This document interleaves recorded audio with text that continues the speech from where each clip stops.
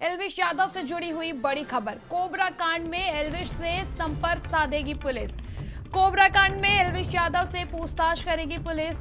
एल्विश पर दर्ज एफआईआर के बाद अब पूछताछ। अब नोएडा पुलिस एल्विश यादव से संपर्क करेगी। एल्विश ने खुद पर लगे आरोपों को बेबुनियाद बताया। एल्विश ने कहा, मैं यूपी पुलिस का सहयोग करूंगा, पुलिस पूछताछ और जांच में सहयोग करूंगा। पुलिस ने एल्विश समेत कई लोगों पर दर्ज किया है केस। गिरफ्तार लोगों के पास से 9 सांप और जहर बरामद हुए हैं। एल्विश पर स्नेक बाइट और रेप पार्टी कराने का आरोप है।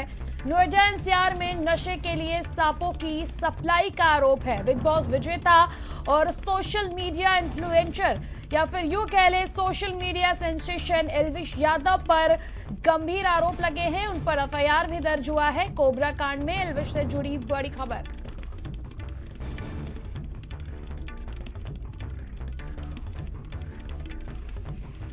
संवाददाता दानिश अजीज अधिक जानकारी के लिए हमारे साथ जुड़ चुके। दानिश, एल्विश कह रहे हैं कि वो पुलिस का सहयोग करेंगे और पुलिस उनसे पूछताछ करेगी, उनसे संपर्क कर रही है।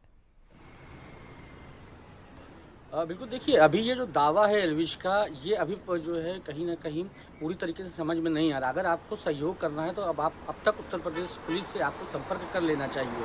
जब जांच टीमें जांच कर रही हैं तो आपको जांच टीमों के साथ बातचीत करनी चाहिए, लेकिन कोई बातचीत नहीं करी गई। अभी हम इस वक्त की अगर बात करें तो अभी तक एल्विश ने कोई भी कांटेक्ट पुलिस के साथ नहीं किया है, जबकि पुलिस एल्विश को ढूंढते हुए मुंबई तक पहुँच चुकी है। नोएडा की एक टीम मुंबई कल शाम को रवाना हुई है और वो मुंबई पहुंच चुकी है, यानी वो खुद एल्विश के पास जा रही है। एल्विश का पता नहीं मालूम है, लेकिन हाँ जो इनके पास सर्विलांस होता है, सर्विलांस के माध्यम से जो एड्रेसेस होते हैं वो निकाले गए हैं और वहाँ पर पूछताछ की तैयारी करी जा रही है। हालांकि अरेस्टिंग होगी या नहीं होगी ये अभी थोड़ा दूर की बात है, लेकिन मौजूदा समय में अभी एल्विश से जो पूछताछ है वो नोएडा पुलिस करना चाहती है। और इसमें सबसे बड़ी जो एक कड़ी है राहुल का जो नंबर है, उसकी जो कॉल रिकॉर्डिंग सामने आई है, राहुल और सपेरो के बीच में बात हुई थी और किसने ये नंबर दिया उसकी भी सामने आ रहा है। उसमें एल्विश यादव का नाम आया कि जब एल्विश यादव को पीएफए वालों ने कॉल किया था तो एल्विश यादव ने ही राहुल का नंबर दिया था।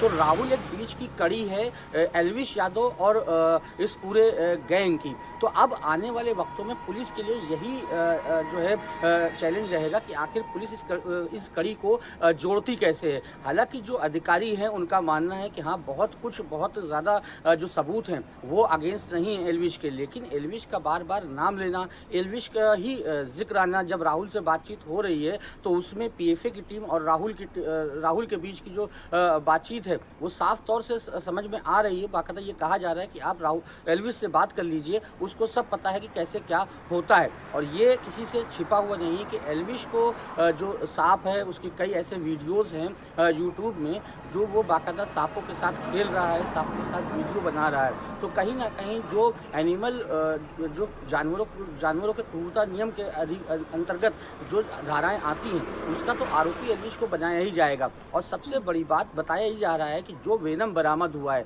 वेनम का जो इंजेक्शन लगता था वो प्रोसेस पहले किया जाता था, उस वेनम का पहले प्रोसेस होता था और प्रोसेस होने के बाद उस वेनम को पार्टियों में ले जाया जाता था। साथ ही जो सांप बरामद हुए हैं, ये जो स्नैक बाइट होती थी वो तकरीबन 70 से 80 हज़ार रुपये पर बाइट होती थी। तो पिछला आप खुद अंदाज़ा लगाइए, ये एक बहुत बड़ा कारोबार है। जैसे हम कहते हैं कि हाँ ड्रग्स का जो कारोबार होता है वो अंतर्राष्ट्रीय लेवल पर होता है, ऐसे ही इस तरीके की जो पार्टियां होती हैं वो भी अंतर्राष्ट्रीय लेवल की होती हैं। ऐसे ही पार्टियों में एक से एक रईस लोग आते हैं, एक से एक बड़े लोग आते हैं, हाई प्रोफाइल पार्टियां होती हैं, रेप की पार्टीज ये चलती हैं। और जो पीएफए को सूचना मिली थी, यानी जो पीपल फॉर एनिमल्स संगठन है मेनका गांधी का, इनको जो इन्फॉर्मेशन मिली थी कि हिंदुस्तान में इस तरीके की पार्टियों का आयोजन किया जाता है और उन पार्टियों को ऑर्गेनाइज एल्विश यादव करता है। हालांकि ये तय करना कि एल्विश यादव गिल्टी है या नहीं है ये कोर्ट और पुलिस का काम है। पुलिस जांच करेगी,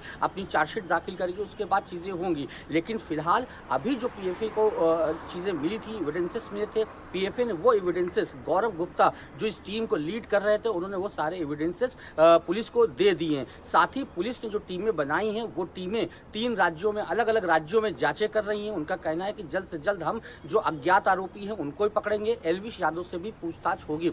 एल्विश यादव एक सेंसेशन है, युवा पीढ़ी उसको फॉलो करती है, यानी मेंटोर मानती है, अपना आइडियल मानती है। तो ऐसे में एक ऐसे व्यक्ति का नाम सामने आना जिसको लाखों करोड़ों नौजवान अपना आइडियल मानते हैं और वो अगर इस गैंग को संचालित करता है तो अपने आप में ये वाकई चौंकाने वाली भी बात है।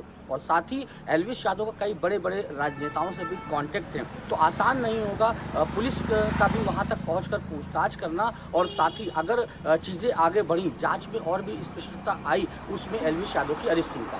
जी दानिश, ये तो रही बात कि एल्विश इसमें शामिल था या नहीं था, ये तो इन्वेस्टिगेशन के बाद आएगी। और जिस प्रकार से उसके खिलाफ सबूत मिले हैं, मेनका गांधी ने भी तमाम बातें कही हैं। लेकिन इस प्रकार की पार्टियां अगर संचालित हो रही थी तो नारकोटिक्स से जुड़ी हुई तमाम जो डिपार्टमेंट्स है वो कहां सो रही थी? इस प्रकार से वेनम लाया जा रहा है, सांपों के सैंपल दिखाए जा रहे हैं, इसका इल्म क्यों नहीं है एजेंसियों को? बिल्कुल सही कहा। कहीं ना कहीं ये एक जो नारकोटिक्स डिपार्टमेंट है, इसकी नाक के नीचे इतना बड़ा कांड हो जाता है और नारकोटिक्स डिपार्टमेंट को कानों कान पता भी नहीं चलती। और अब मैं अपने दर्शकों को भी बता दूं कि उत्तर प्रदेश में बाकायदा नारकोटिक्स का विभाग अलग बना हुआ है, जिसमें सीनियर IPS लेवल के जो अधिकारी हैं वो तैनात रहते हैं और वो लोग पूरे उत्तर प्रदेश में हर तरीके से मॉनिटरिंग करते हैं। ठीक है दानिश, हम आपके पास वापस आ रहे हैं, हम आपके पास वापस आएंगे दानिश। और इस वक्त की बड़ी खबर, कोबरा कांड में एल्विश यादव से जुड़ा बड़ा अपडेट।